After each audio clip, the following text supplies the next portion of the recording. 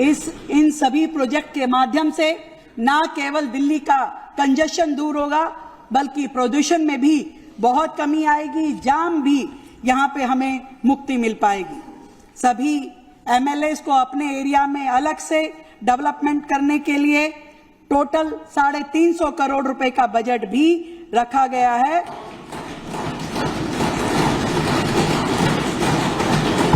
और जो फंड पिछली बार आप लोगों को मिला, वैसे ही और फंड आपको मिलता रहेगा।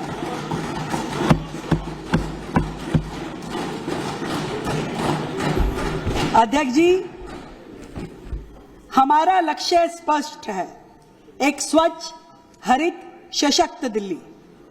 केवल वायदा नहीं, ये केवल वायदा नहीं, मोदी जी की गारंटी है कि देश की राजधानी ईंट और पत्थरों से नहीं, अवसरों के आंगन से बनेगी। और ये दिल्ली उसी दिशा में आगे बढ़ रही है। हमारी दिल्ली में जितनी मंडियां हैं, वर्षों से बुरी हालत में पड़ी है। इन मंडियों में हमने टिकरी, खानपुर और गाजीपुर मंडियों के विकास के लिए विकास किया जाएगा, जो किसानों के लिए, व्यापारियों के सपने सच करने जैसा होगा, जहां किसान का पसीना समृद्धि में बदल पाएगा। मैं ऐसे मौके पे ये भी जरूर कहना चाहूंगी कि हमारी जितनी भी सरकारी बिल्डिंग्स हैं, जितने भी हमारे ऑफिसेज हैं, अधिकतर किराए के भवनों में चल रहे हैं। हमारे सरकारी कर्मचारी, हमारे अधिकारी जिन प्रीमिसेस में रहते हैं, वो वर्षों पुराने हैं, जर्जर अवस्था में हैं। आज सरकार ऐसी स्थिति में चल रही है जिसकी और कभी किसी सरकारों ने ध्यान नहीं दिया। पिछले मुख्यमंत्री, पिछले मंत्री अपने लिए तो शीश महल बनवाते थे, पर दिल्ली सरकार के कर्मचारियों के लिए अच्छे घर हो, ये कभी उनकी चिंता नहीं रही।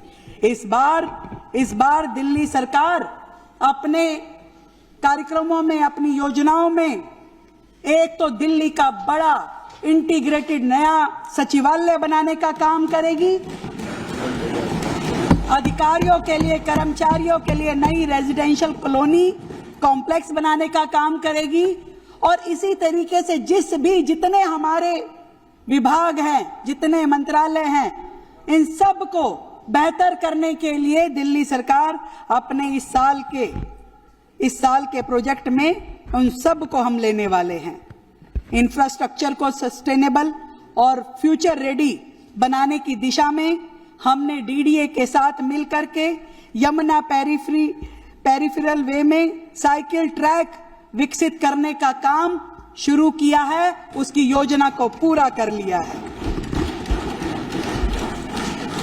जितनी दिल्ली में ड्रेन्स हैं, बड़ी ड्रेन्स हैं, उसमें सरकार का ये सोचना है कि हम उन ड्रेन्स के ऊपर सोलर पैनल लगाएं और सोलर पैनल्स के माध्यम से दिल्ली में क्लीन एनर्जी जनरेशन को संभव करें।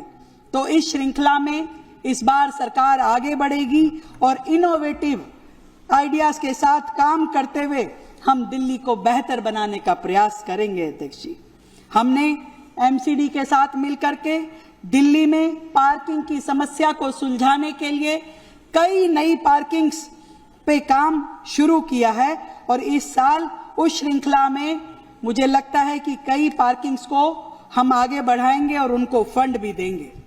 मैं बात करना चाहूंगी बिजली विभाग की। और अध्यक्ष महोदय, हमारा टारगेट है दिल्ली को अनडिस्टर्ब्ड पावर सप्लाई मिलनी चाहिए, लगातार मिलनी चाहिए। और इसके लिए हमने पावर डिपार्टमेंट को 3,942 करोड़ रुपए का बजट दे करके दिल्ली में बिजली सब्सिडी भी जारी रहेगी और प्रधानमंत्री सूर्य घर मुफ्त बिजली योजना और सौर ऊर्जा के उत्पादन आधारित प्रोत्साहन योजना भी दिल्ली सरकार में लगातार चलेगी, जिससे हम अपनी पावर इंडिपेंडेंस को कायम कर सके, इसको आगे बढ़ा सके।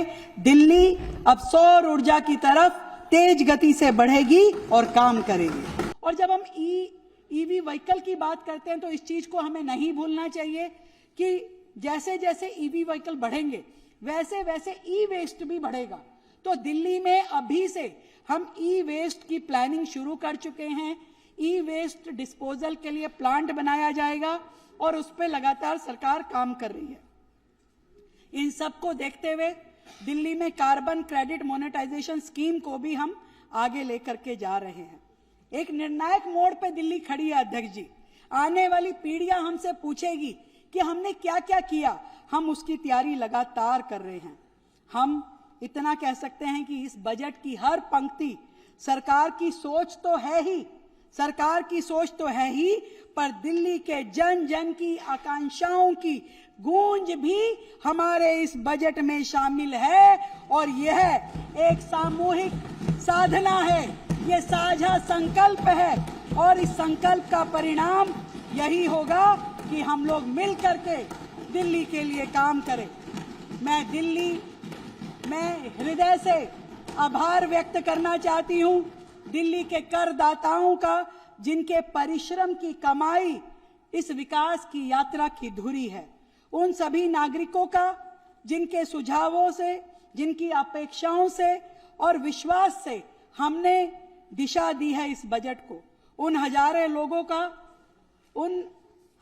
लोगों का जो कि लगातार अपने परामर्श से इस जन आंदोलन की प्रक्रिया में शामिल हुए।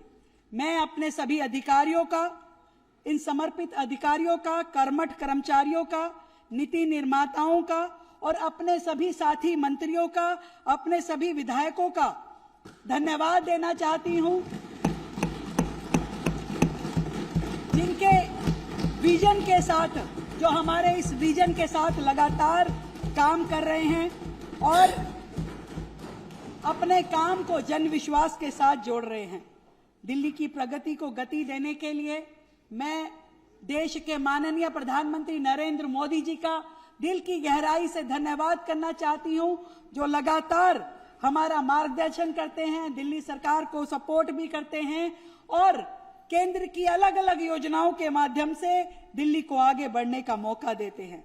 मैं धन्यवाद करना चाहूंगी आदरणीय केंद्रीय गृह मंत्री जी का, आदरणीय वित्त मंत्री जी का और हमारे दिल्ली के माननीय एलजी महोदय जी का, जिनका निरंतर मार्गदर्शन और आशीर्वाद हमारी इस सरकार के लिए हमेशा लाभदायक रहा।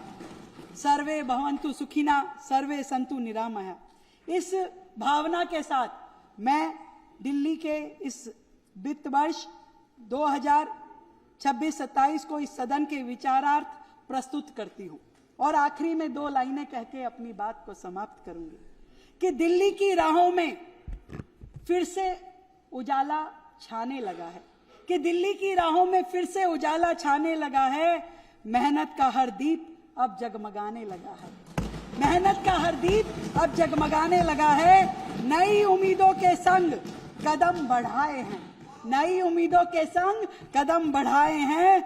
हर अधूरे सपने को फिर से हमने सजाए हैं, फिर से हमने सजाए हैं। भारत माता की, भारत माता की।